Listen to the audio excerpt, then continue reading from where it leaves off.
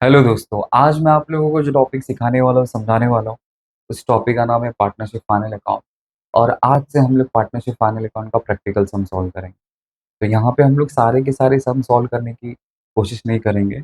जो board exam के point of view के सबसे इंपॉर्टेंट सम है, उन सारे के सारे सम को मैं यहाँ पे कराने की कोशिश करूँगा। ठीक है? तो मैं जितने भी सम कराने वाला हूँ गवर्नमेंट बुक से कराने वाला हूँ। तो अगर आप लोगों के पास गवर्नमेंट बुक होगी तो प्लीज़ वहाँ से रेफ़र कर लेना। अगर नहीं होगा तो मैं स्क्रीन पे क्वेश्चन शेयर कर लूँगा, वहाँ से आप लोग चेकआउट कर सकते हैं। ठीक है, लेट्स स्टार्ट। तो आ जाओ पेज नंबर 54 पे। ये आज के सम को स्टार्ट करने के पहले आप लोगों के माइंड में एक चीज़ बिठा देता हूँ, तो शायद आपको सम सॉल्व करने में थोड़ा ईज़ी पड़ेगा। तो पार्टनरशिप फाइनल अकाउंट के सम को सॉल्व करने के लिए टोटल हम लोग को 4 अकाउंट प्रिपेयर करना होता है। तो सबसे पहला होता है ट्रेडिंग अकाउंट, दूसरा होता है profit and loss account, and तीसरा होता है पार्टनर्स कैपिटल अकाउंट, एंड चौथा होता है बैलेंस शीट स्टेटमेंट। तो टोटल हम लोग को 4 अकाउंट प्रिपेयर करना है, ठीक है? तो बिज़नेस के अंदर जो खर्चे होते हैं वो दुनिया भर के खर्चे होते हैं। तो आपको क्या करना है कि खर्चों को 2 पार्ट में डिवाइड कर देना है। तो फैक्ट्री से रिलेटेड जो भी खर्चा रहेगा, वो सारे के सारे खर्चे को आपको ट्रेडिंग अकाउंट में रिकॉर्ड करना है। फैक्ट्री रिलेटेड एक्सपेंस या फिर factory related income. P&L account में क्या आएगा कि ऑफिस से रिलेटेड जो भी आपका एक्सपेंस होगा, एंड सेलिंग रिलेटेड जो भी आपका एक्सपेंस होगा, एंड फाइनेंस से रिलेटेड जो भी आपका एक्सपेंस होगा, वो सारा का सारा प्रॉफिट एंड लॉस अकाउंट में आ जाएगा। पार्टनर्स कैपिटल में क्या आएगा कि पार्टनर से रिलेटेड जो भी इंफॉर्मेशन होगा पार्टनर्स में आ जाएगा। और बैलेंस शीट में क्या आएगा, लायबिलिटीज आएगा और असेट्स आएगा। तो किसके अंदर क्या-क्या आता है, कौन-सा एक्सपेंस कहाँ पे डेबिट होगा, कौन-सा क्रेडिट होगा, तो मेरे प्रीवियस लेक्चर्स में मैंने आप लोगों को बताया, समझाया। तो प्लीज़ वहाँ से चेकआउट कर लेना है इसे। क्योंकि वहाँ से अगर आप लोग थोड़ा रेफ़र करके आएँगे ना, तो सम सॉल्व करने में थोड़ा-सा आपको ईज़ी पड़ सकता है इसे। और तो भी मोटा-मोटी मैं आपको सब में बताते चलूँगा कि कौन-सा खर्चा कहाँ पे आने वाला है, ठीक है? लेकिन यहाँ पे और एक प्रॉब्लम है कि क्वेश्चन में कभी-कभी क्या होता है कि जैसे कि अगर आपको क्वेश्चन में सीधा-सीधा लिख के दिया हो कि फैक्ट्री रेंट, तो आप लोग सीधा-सीधा इसको बोल सकते हैं कि ये फैक्ट्री रिलेटेड एक्सपेंस है, इसलिए ट्रेडिंग में चले जाएगा। क्वेश्चन में लिख के दिया रहेगा ऑफिस रेंट, तो ये सीधा-सीधा समझ में आ रहा है कि ये ऑफिस से रिलेटेड खर्चा है, इसलिए ये पी&एल में आएगा। लेकिन समझो कि अगर क्वेश्चन में सिर्फ़ और सिर्फ़ रेंट लिख के दिया रहेगा, तो ये हम लोग आइडेंटिफ़ाई कैसे करेंगे कि ये ऑफिस वाला है कि फैक्ट्री वाला है? तो जब भी क्वेश्चन में पूरा का पूरा साइलेंट और क्वेश्चन में कुछ नहीं लिख के दिया है, तो आपको फर्स्ट प्रायोरिटी ऑफिस को देना है। इसका मतलब आपको जो रेंट लिख के दिया रहेगा ना, वो रेंट ऑफिस का होगा। तो उसी तरह इंश्योरेंस, तो इंश्योरेंस फैक्ट्री का भी हो सकता है, ऑफिस का भी हो सकता है। अगर क्वेश्चन में फैक्ट्री के बारे में भी कुछ नहीं लिख के दिया, ऑफिस के बारे में कुछ नहीं लिख के दिया, तो आपको फर्स्ट प्रायोरिटी किसको देने का है? ऑफिस वाले को। इसलिए जहाँ पे भी अगर आपको कन्फ्यूज़न होगा, तो आपके दिमाग में सबसे पहला क्या आना चाहिए? ऑफिस वाला, देन फैक्ट्री वाला। बस ये चीज़ आपको इसके अंदर याद रखनी है। बाकी सारी चीज़ें आप लोग इसके अंदर सॉल्व कर सकते हैं। ठीक है? तो लेट्स स्टार्ट। तो आज से हम लोग पहला सम सॉल्व करेंगे। तो पेज नंबर 54 पे आ जाओ। Question number 1।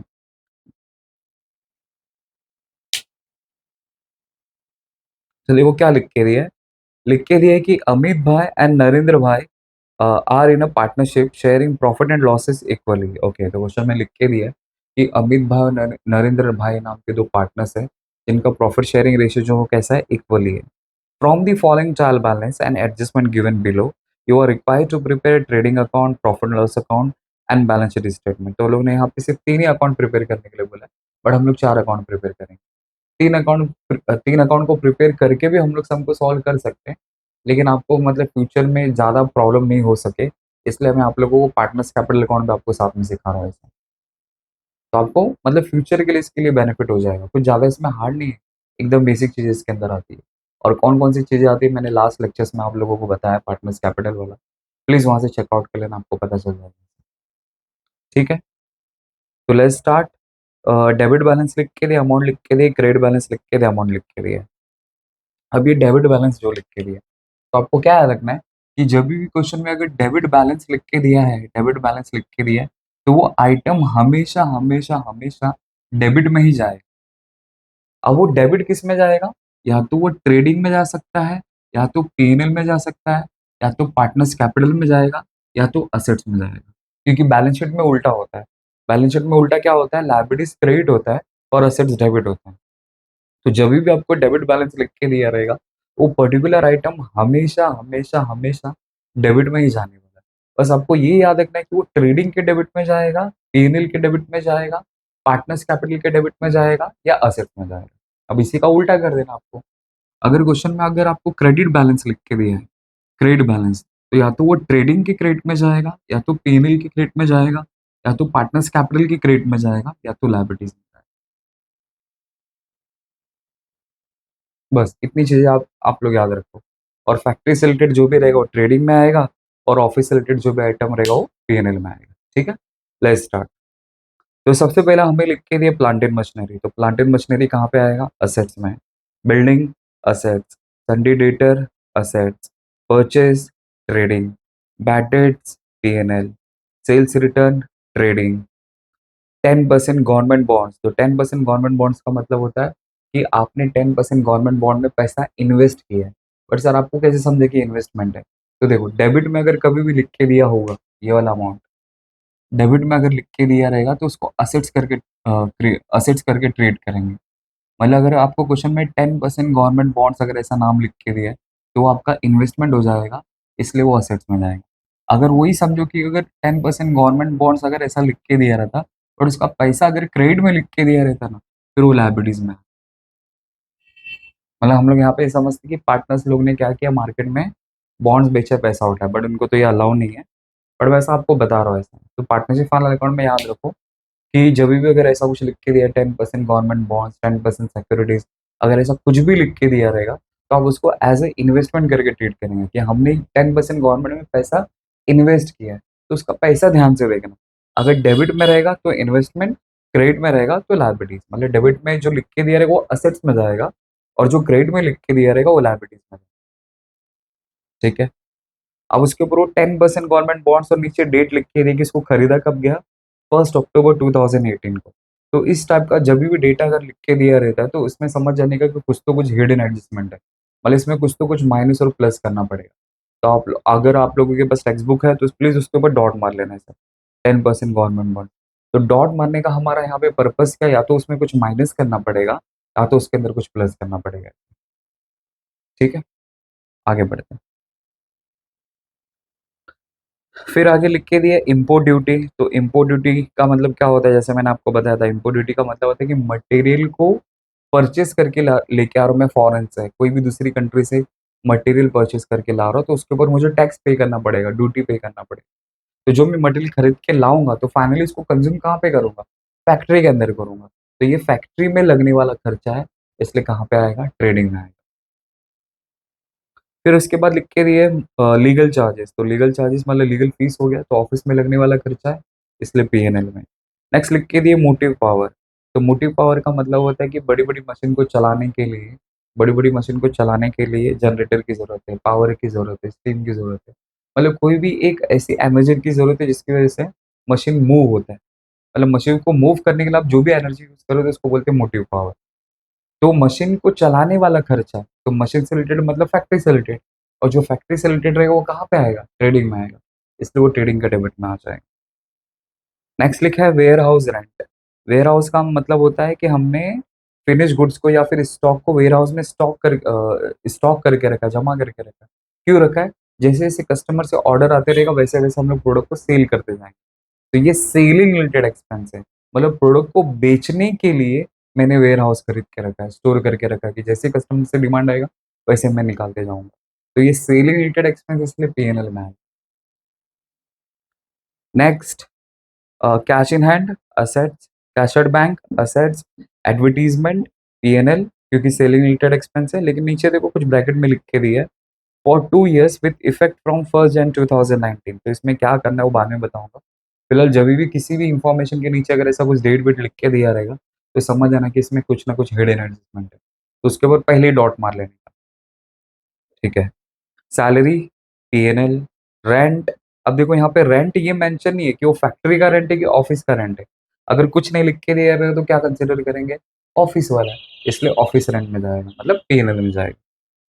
Next, drawing, partners capital, furniture, assets, bills receivable, assets, freehold property, assets, capital account, अब क्रेडिट में आ जाओ, capital account, partners capital, sales, trading, bills payable, liabilities, discount, P&L.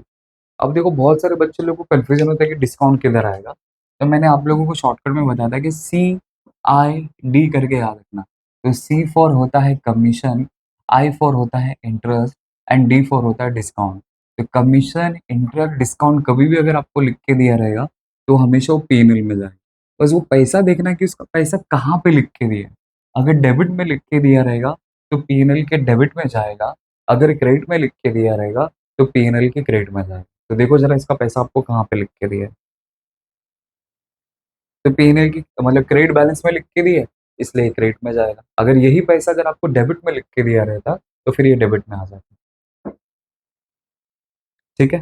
फिर creditors, liabilities, अ, RDD, RDD मतलब reserve for doubtful debts, इसको बोलते हैं old RDD. तो ये क्या हम लोग इसको 2 मतलब इसको 2 तरीके से हम लोग इसका ट्रीट कर सकते हैं। या तो इसको सीधा-सीधा P&L के क्रेडिट में लिख सकते हैं, या तो इसको बैड डेट्स के फॉर्मूला में लिख सकते हैं। तो अभी पहला समय तो मैं इसको आपको क्या करूँगा सिंपल वे में बताऊँगा, इसको सीधा हम लोग P&L के क्रेडिट में लिख देंगे। जब नेक्स्ट वाले जो भी सम रहेंगे फिर उसमें एक बार आपको फॉर्मूला करके बताऊँ। तो आपको जो कन्वीनिएंट लगे उसके हिसाब से आप लोग सॉल्व करने हैं। Next bank loan, liabilities, purchase return, trading में, ठीक है? इस तरह हमने ट्रायल बैलेंस को रीड कर लिया है। तो ट्रायल बैलेंस का हमेशा एक एक ही इफ़ेक्ट जाता है, मतलब इसको आपको कहीं पे 2 बार रिकॉर्ड करने की ज़रूरत नहीं है। बट नीचे जो एडजस्टमेंट लिख के दिया रहता है, उसका हमेशा आपको 2 इफ़ेक्ट देने की ज़रूरत पड़ेगी इसमें, ठीक है? चलो आ जाओ फटाफट एडजस्टमेंट पढ़ते हैं और डॉट मार के ले लेते हैं।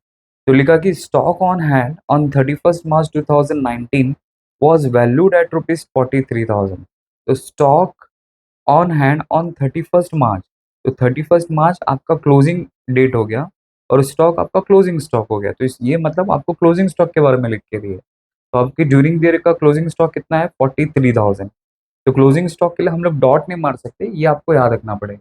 तो क्लोजिंग स्टॉक का मैंने आपको 2 इफ़ेक्ट क्या लिख के दिया था, तो पहला इफ़ेक्ट आएगा ट्रेडिंग के क्रेडिट में और दूसरा किधर आएगा असेट्स में। तो क्यों इधर आएगा, तो मैंने इंपॉर्टेंट एडजस्टमेंट के मैंने वीडियो बना, प्लीज़ वहाँ से चेकआउट कर लेना, आपको पता चल जाएगा।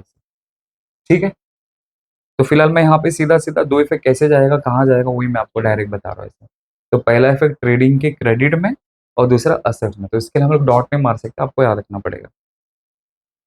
फिर आगे लिखा है uninsured goods worth rupees 8,000 were stolen. Okay, तो हमारे पास जो गुड्स था 8,000 का, हमने उसका इंश्योरेंस नहीं निकाला था और वो चोरी हो गया।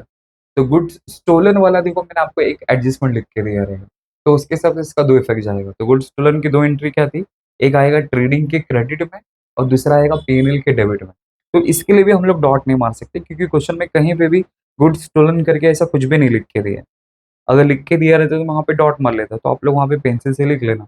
ये पहला इफेक्ट जाएगा ट्रेडिंग के क्रेडिट में और दूसरा आएगा P&L के डेबिट में। क्यों जाएगा? तो मेरे एडजस्टमेंट वाले लेक्चर में मैंने बताया, प्लीज़ चेकआउट कर लेना।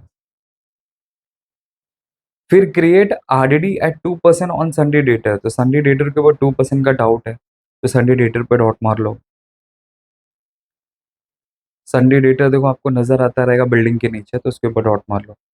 फिर आगे लिखा कि mister Patil are customer become insolvent could not pay his debt of rupees 500। Okay, तो मिस्टर पाटिल नाम का हमारा एक कस्टमर था जो इंसॉल्वेंट हो गया, मतलब कंगाल हो गया, तो जिस वजह से वो हमारा 500 रुपये पे नहीं कर पाया। तो कोई अगर आपका पैसा पे नहीं कर पा रहा है तो आपके लिए तो ये लॉस है। तो इस लॉस को क्या नाम देंगे, इस लॉस को हम लोग नाम देंगे फर्दर बैड डेट्स। तो ये हमारा फर्दर बैड डेट्स हो गया। तो ये फर्दर बैड डेट्स वाला फर्दर बैड डेट्स वाला एडजस्टमेंट हो गया। तो फर्दर बैड डेट्स वाला एडजस्टमेंट का मैंने 2 इफेक्ट आपको क्या लिख के दिए। तो पहला इफेक्ट होता है डेटर में से माइनस करने का और दूसरा P&L के डेबिट में लिखने का। अब क्यों करने का, एडजस्टमेंट वाला वीडियो चेकआउट कर लेना, आपको पता चल जाएगा। तो ये भी डेटर के ऊपर डेटर से रिलेटेड इन्फॉर्मेशन है, इसलिए डेटर पे डॉट मार रहे हैं इसके लिए भी। फिर आगे लिखा है कि outstanding expense rent rupees 800 and salary rupees 300। तो रेंट पे डॉट मार लो और सैलरी पे डॉट मार लो। या आउटस्टैंडिंग, इसका क्या करना है मैं आपको बाद में बताऊंगा। फिर आगे लिखा कि depreciate building 2,500 and furniture bye 1,800। तो बिल्डिंग पे डॉट मार लो एंड फर्नीचर पे डॉट मार लो। ठीक है, बस अब हम लोग को क्या करना है, अकाउंट प्रिपेयर करके सॉल्व करना। तो लेट्स स्टार्ट। तो देखो कैसे किया जाता है। तो पहले मैं आपको फॉर्मेट बना के दिखा देता हूँ। ठीक है, तो देखो मैंने इस तरह यहाँ पे फॉर्मेट बना लिया। तो सबसे पहले हमने बनाया ट्रेडिंग अकाउंट, फिर उसी के नीचे मैंने बनाया partners capital account. But partners capital account third number पे आता है, बट स्पेस प्रॉब्लम है, तो जो नीचे जगह बची हुई थी मैंने यहाँ पे बना ली। फिर फिर profit and loss account and then balance sheet statement. तो सब में 2-2 रुपीज़ है। तो पर्टिकुलर्स रुपीज़ रुपीज़, तो ये इनर कॉलम होता है या आउटर कॉलम होता है। तो जिस पे डॉट होगा उसको इनर कॉलम में लिखेंगे और 1 से 2 जगह छोड़ेंगे, और जिस पे डॉट नहीं होगा वो सीधा आउटर कॉलम में जाएगा। तो particulars partners name, particulars inner rupees, ऐसा मैंने सब कुछ यहाँ पे फॉर्मेट में बना दिया। ठीक है? तो लेट्स स्टार्ट। तो जब भी हम लोग फाइनल अकाउंट का सम सॉल्व करेंगे ना, तो आपको एक हैबिट रखना है। तो वो हैबिट रखने से फ़ायदा क्या होगा कि आपको कुछ आए या नहीं आए, एटलीस्ट आपको 1.5 से 2 मार्क्स तो मिल जाएगा। तो 4 आइटम आपको ट्रेडिंग अकाउंट में सिस्टमैटिक मैनर में लिखने का है, वो 4 आइटम। तो सबसे पहला कौन-सा है? Opening stock. ओपनिंग स्टॉक और परचेज़ हमेशा टॉप पे आपको लिखने का है। तो ओपनिंग स्टॉक, फिर उसी के नीचे आएगा परचेज़। फिर उसमें लिख देना माइनस परचेज़ रिटर्न, बस। अब क्रेडिट में आना, फिर यहाँ पे लिखना है बाय सेल्स, लिखने का माइनस फाइल्स रिटर्न, फिर थोड़ी सी जगह छोड़ के बाय क्लोजिंग स्टॉक। तो आप लोग ये हैबिट बना लो फाइनल अकाउंट में। तो एटलीस्ट ये 4 आइटम भी लिखेंगे ना, तो भी आपके झोली में 1.5 से 2 मार्क्स आ जाएगा। तो इसमें सिस्टम है कि पहले आपको ये चीज़ लिखना है, और एक लाइब्रेरीज में भी एक सिस्टम बना लो। तो यहाँ पे टॉप पे कैपिटल अकाउंट लिखना है और दोनों पार्टनर का नाम लिख के छोड़ देने का। तो अमित भाई एंड नरेंद्र भाई, बस। अब उसके जैसा क्वेश्चन में आपको लिख के दिया रहेगा, वैसा सिस्टम आपको क्या करना है, फॉलो। तो फाइनल अकाउंट में जस्ट ये फंडा आपको फॉलो करना है। ठीक है, लेट्स स्टार्ट। अब हम लोग क्वेश्चन की तरफ मूव ऑन करते हैं।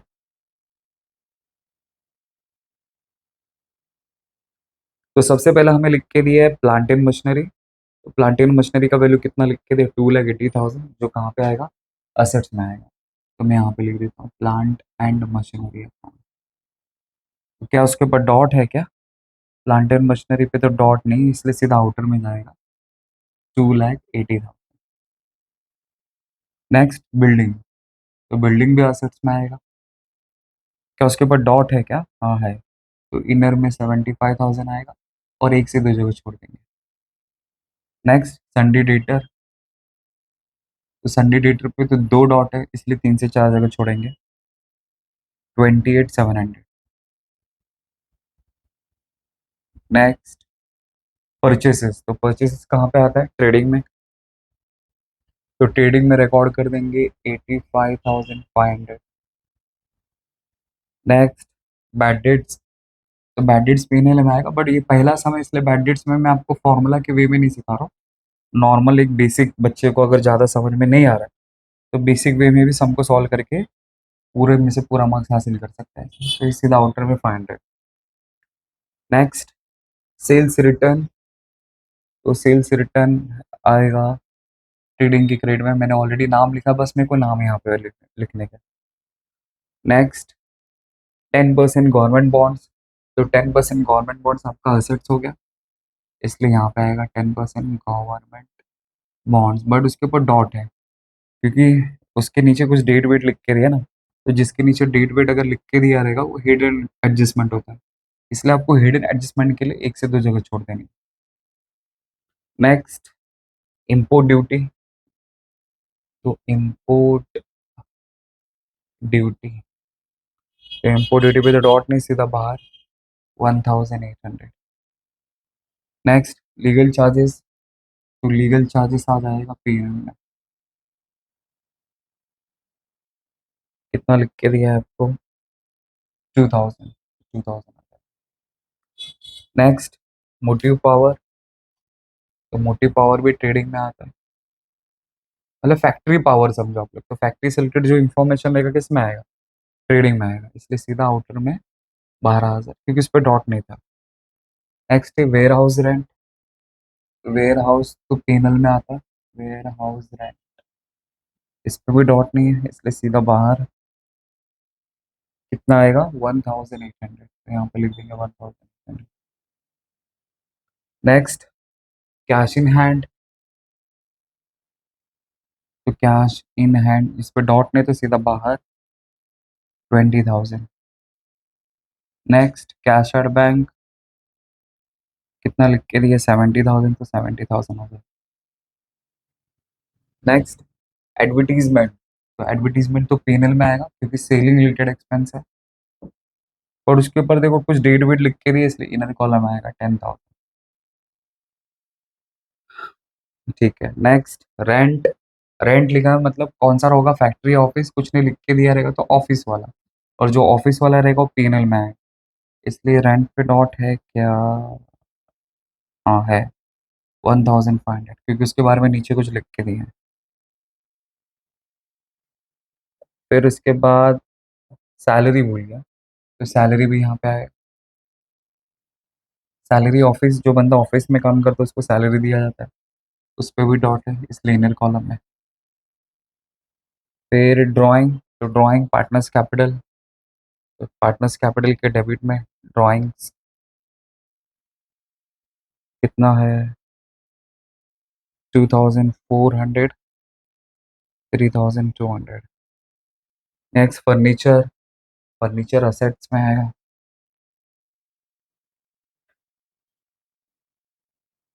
इसका वैल्यू कितना है, 1,95,800, इनर में आएगा क्योंकि उसके ऊपर डॉट था। देन बिल्स रिसीवेबल, तो बिल्स रिसीवेबल कितना है अपने पास, 20,700, पूरा ही आ जाएगा इसमें लगता है। फिर उसके बाद free hold property, free hold property, free hold property कितना है, 41,000, तो सीधा आउटर में 41,000। ठीक है। फिर आ जाओ कैपिटल, तो पार्टनर्स कैपिटल में क्या लिखेंगे, by balance BD brought down 3,50,000 and 3,00,000। Next sales, trading credit, already नाम लिखा है, आपको अंदर ही लिखना है 1,80,000। ठीक है, बाद में माइनस कर लेंगे। फिर बिल्स पेबल लायबिलिटीज, तो पहले तो टॉप पे कैपिटल अकाउंट आएगा, फिर देन उसके नीचे आपको लिखना है बिल्स पेबल अकाउंट, तो सीधा आउटर में 8,500। नेक्स्ट डिस्काउंट, डिस्काउंट P&L में आएगा क्योंकि उसका पैसा क्रेडिट में है, इसलिए क्रेडिट में आएगा by discount 1,200। Next creditors, creditors आएगा लाइबिलिटीज में, to creditors, sorry only creditors कितना, 38,500।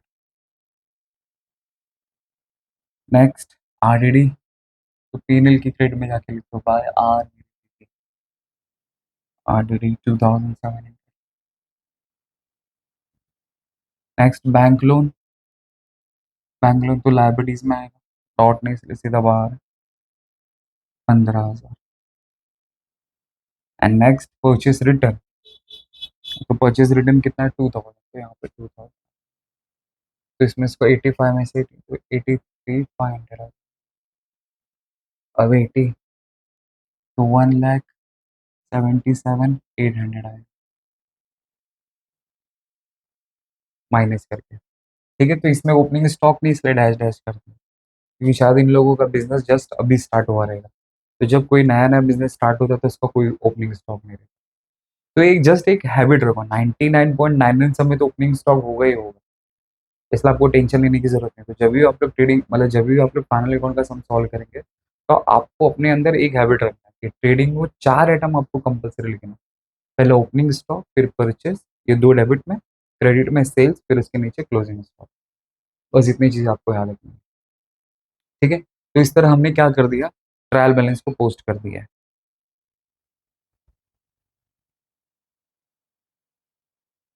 अब क्या करेंगे, सारे के सारे एडजस्टमेंट के दो दो इफेक्ट देंगे, तो जो भी हमें एडजस्टमेंट लिख के दिया रहेगा उसको 2 इफेक्ट जाएगा,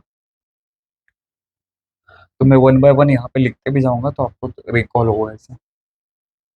ठीक है, तो पहला हमें एडजस्टमेंट क्या लिख के दिया, पढ़ लेता हूँ मैं पहला। तो पहला लिखा stock on hand 31st March 2019 was valued at rupees 43,000। Okay, तो ये हमारा क्लोजिंग स्टॉक हो गया। तो आप बोलेंगे सर आपको कैसे पता चले क्लोजिंग स्टॉक है? तो देखो स्टॉक वर्ड लिख के दे, स्टॉक ऑन हैंड, लास्ट में आपके पास इतना स्टॉक बचा, कितने तारीख तक का आपको स्टॉक, कितने तारीख को पता चला कि आपके पास इतना स्टॉक बचा? तो देखो 31 मार्च 2019 लिख के दे, 31 मार्च ये क्लोजिंग डेट होता है, तो आप इसको लिंक कर लो क्लोजिंग स्टॉक, तो ये क्लोजिंग स्टॉक हो गया। तो क्लोजिंग स्टॉक कितना है? 43,000। तो क्लोजिंग स्टॉक का दो इफेक्ट क्या जाता है? तो क्लोजिंग स्टॉक का दो इफेक्ट जाता है, तो पहला आता है ट्रेडिंग के क्रेडिट में और दूसरा आता है असेट्स में।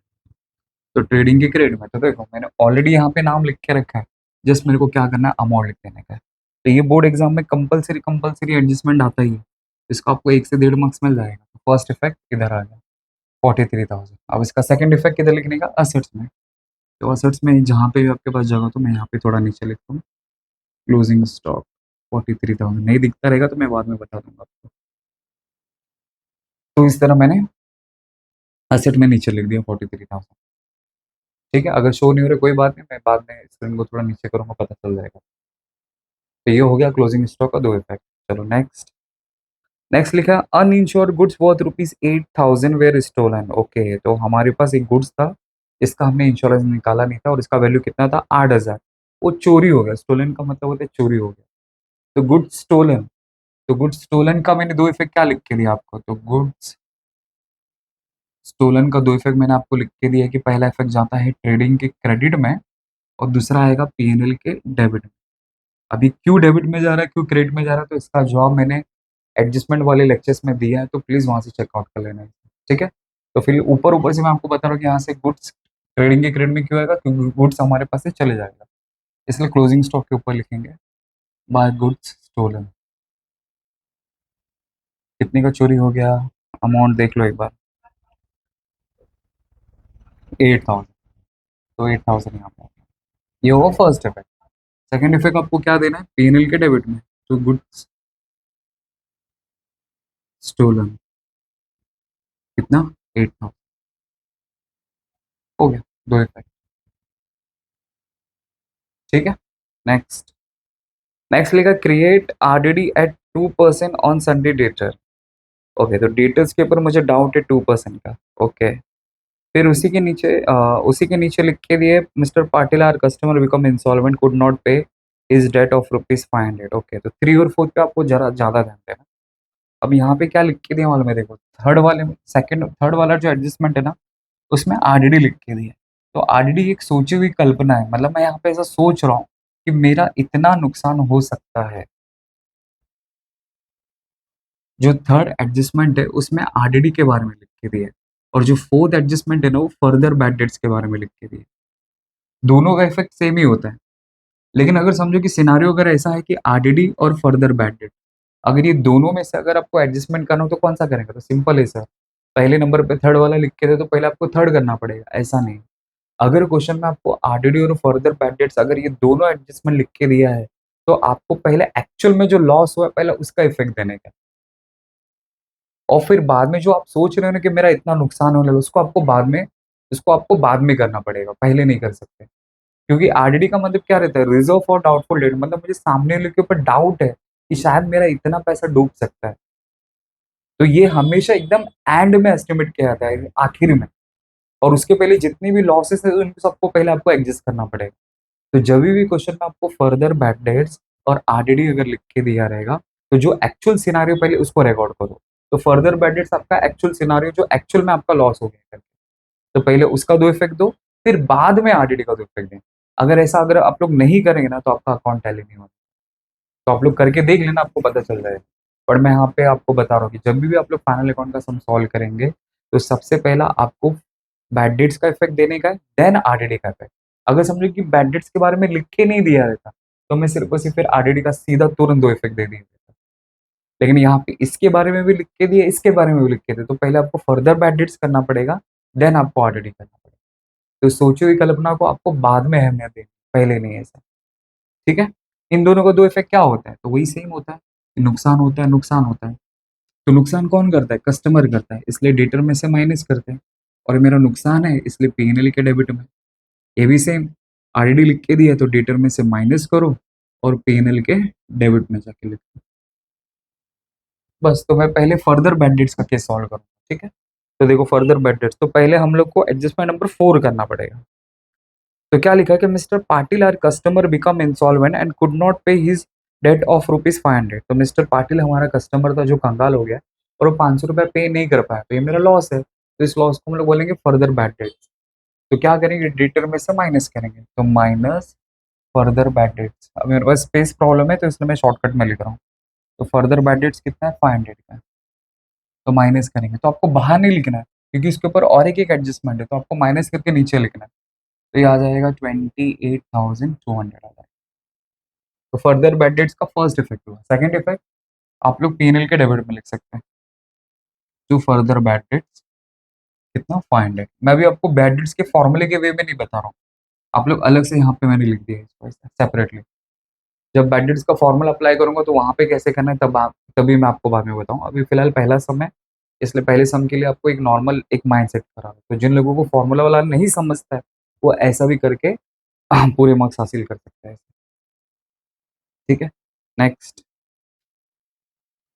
अब उसके बाद लिख के दिया, अब हम लोग थर्ड वाला कर सकते हैं। तो create RDD at 2% on sundry debtor. तो संडे डेटर के ऊपर मेरे को 2% का आरडीडी मेंटेन करना है।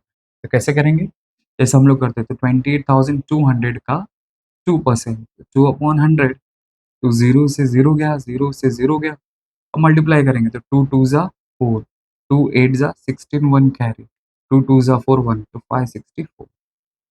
तो डेटर में से माइनस करूंगा, तो माइनस आरडीडी 564।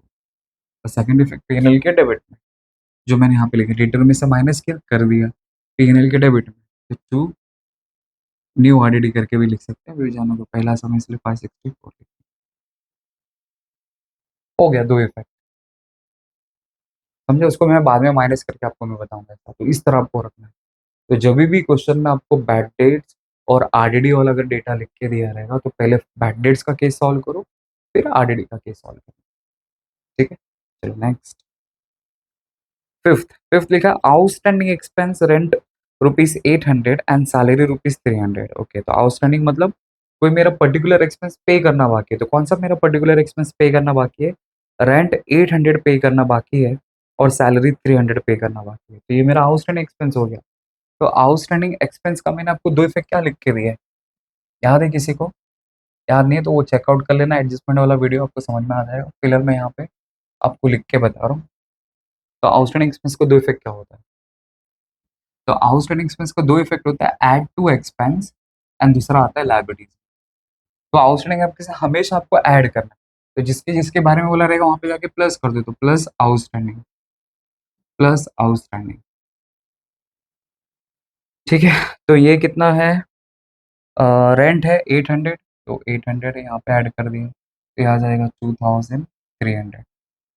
सैलरी कितना आउटस्टैंडिंग है, 300, ऐड कर दिया तो ये आ जाएगा 4100। ये वो first effect, add to expense.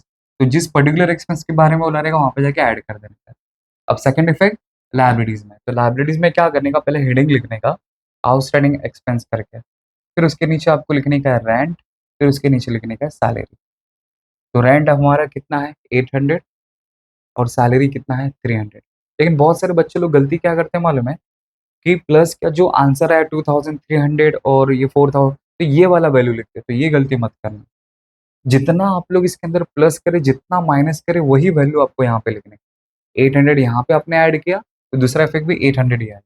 यहाँ पे आपने 300 ऐड किया इसलिए यहाँ पे भी 300 आएगा। बस ये चीज़ आपको याद रखनी है। लेकिन बहुत सारे बच्चे लोग गलती क्या करते हैं, जितना ऐड करके जो आंसर आया है वही वैल्यू फिर दूसरी जगह लिख देते हैं और इस तरह उनका आंसर गलत हो जाता है। तो प्लीज ये गलती मत करना आप लोग। Next and last, depreciate building bye 2500 and furniture 1800। ठीक है, तो डेप्रिसिएशन का दो इफेक्ट क्या होता है, तो डेप्रिसिएशन का दो इफेक्ट होता है, असेट्स में से माइनस किया जाता है पहला, और दूसरा किधर आता है, पीएनएल के डेबिट में आता है। तो मैं पहले असेट में से माइनस करूंगा, तो बिल्डिंग कितना है मेरे को माइनस करना है 2500, तो माइनस डेप्रिसिएशन 2500, तो ये आ जाएगा 72,500। और फिर फर्नीचर, इसमें से माइनस करना है डेप्रिसिएशन, कितना है इसके अंदर, 1800 है, तो ये आ जाएगा 1,94,000। स्क्रीन नहीं दिख रहा है तो बाद में बता दूंगा आपको ऐसे। बस हो गया, ये हुआ फर्स्ट इफेक्ट, असेट में से माइनस करो। अब दूसरा इफेक्ट आपको क्या करना है, पीएनएल के डेबिट में लिखने का।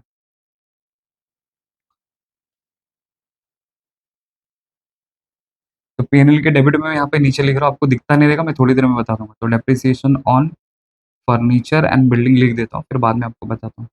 तो फर्नीचर कितना है यहाँ पे, 1800 का डेप्रिसिएशन है सीधा आउटर में, एंड बिल्डिंग का कितना है 2500, सीधा वो भी आउटर में, तो आपको आउटर में लिख, हो गया दो इफेक्ट। तो इस तरह जो जो क्वेश्चन में गिवन एडजस्टमेंट था, उन सारे के सारे गिवन एडजस्टमेंट का मैंने टू इफेक्ट दे दिया है। अब हम लोग क्या करेंगे, जो जो हिडन एडजस्टमेंट है, तो ये वाले सब में दो हिडन एडजस्टमेंट है, तो उसके ऊपर बात करते हैं। तो देखो पहला हिडन एडजस्टमेंट क्या लिख के दिया है कि 10% गवर्नमेंट बॉन्ड्स 40,000 परचेज ऑन 1 अक्टूबर 2018।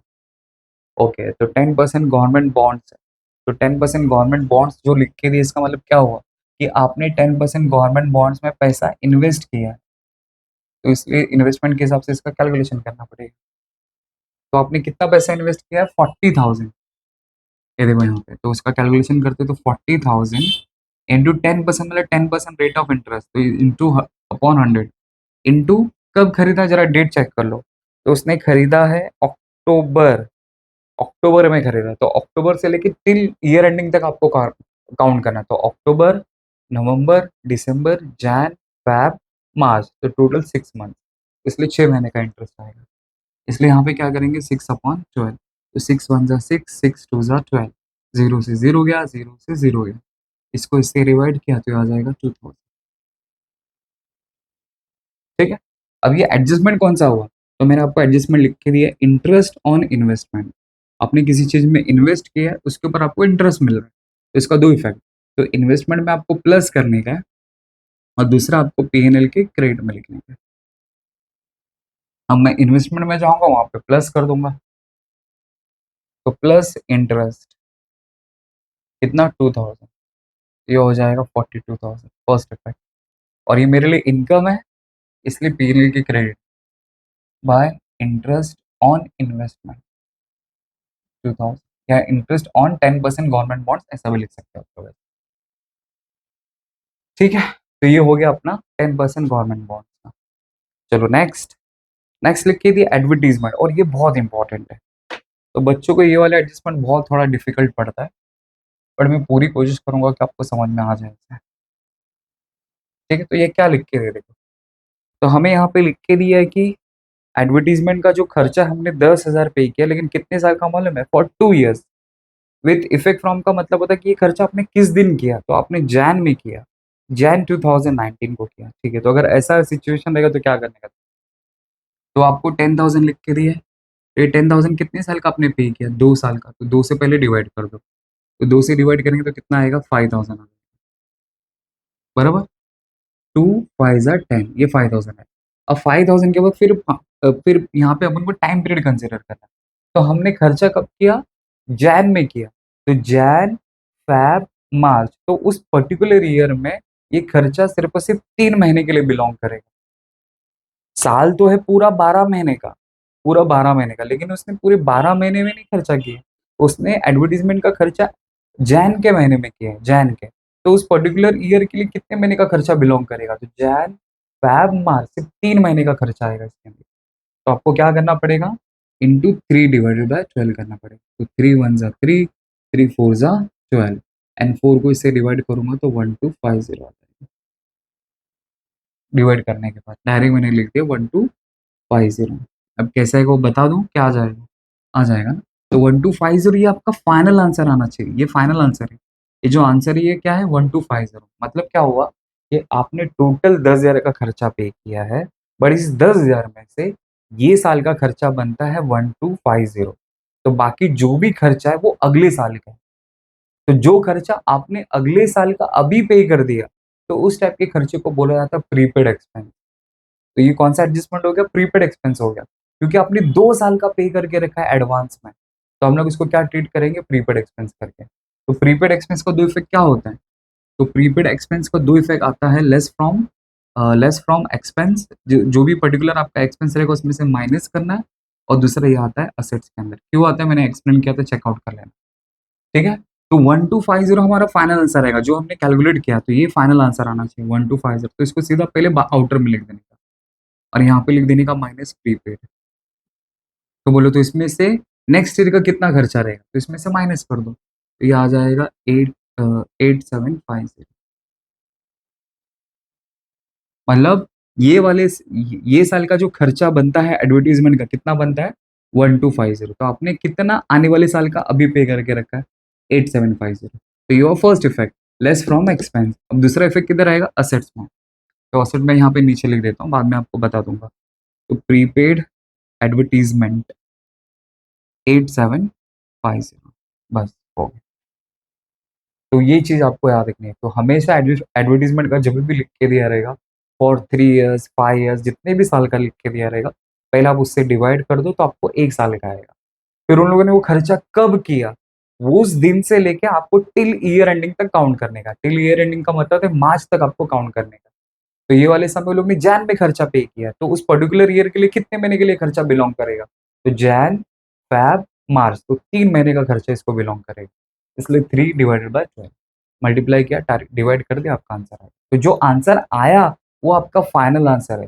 नहीं तो बच्चों लोग क्या सोचते हैं, जो आंसर आया ना वो इसमें से माइनस करने के बारे में सोचते हैं। मतलब 10,000 में से बच्चे क्या सोचते हैं कि इसमें से 1250 माइनस करो, वो नहीं, वो आपका फाइनल आंसर है। फाइनल आंसर का मतलब है कि वो पर्टिकुलर ये साल का खर्चा है। तो सीधा आपको आउटर में लिखना है, उसका जो डिफरेंस वैल्यू रहेगा उतना आपको माइनस करना है। और फिर इसका सेकंड इफेक्ट आपको कहाँ पे लिख देने का, असेट में लिख देना। बस हो गया, और कुछ नहीं। और कोई हिडन एडजस्टमेंट है क्या इसके अंदर? नहीं है, हो गया। चलो अब हम लोग क्या करते हैं, अकाउंट को क्लोज करते हैं। तो अकाउंट क्लोज करना बहुत ईजी है। तो सबसे पहले हम लोग चेकआउट करेंगे कौन सा साइड हैवी है, डेबिट साइड ज़्यादा है कि क्रेडिट साइड ज़्यादा है। तो पहले चेक करने का कि जितनी भी इनर में वैल्यू है सबको हमने बाहर लिया कि नहीं लिया। तो यहाँ पे डेबिट में तो सब बाहर लिया। ठीक है, चलो सबको प्लस करते हैं। तो मैं तो अब यहाँ पे कैल्सी यूज़ करूंगा, बट आपको तो एग्जाम में कैल्सी अलाउ नहीं होगा,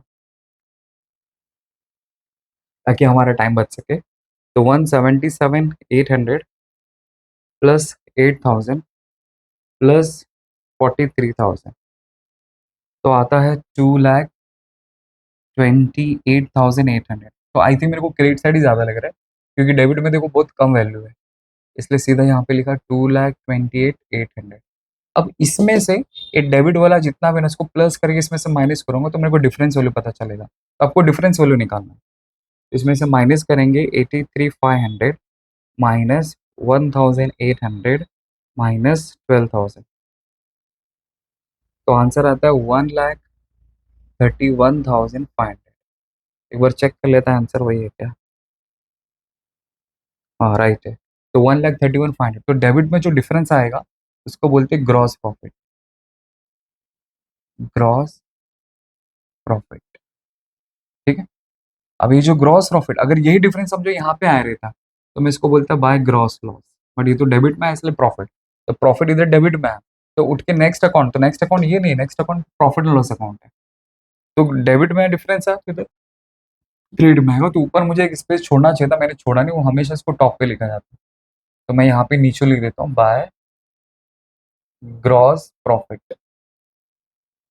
तो ग्रॉस प्रॉफिट कितना है 1,31,500। अब हम लोग क्या करेंगे, इस अकाउंट को क्लोज करेंगे।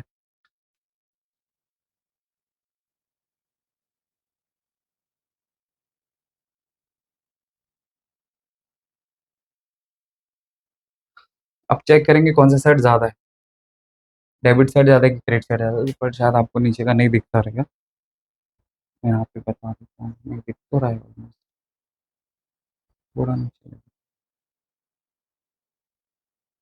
बाकी पूरा शो।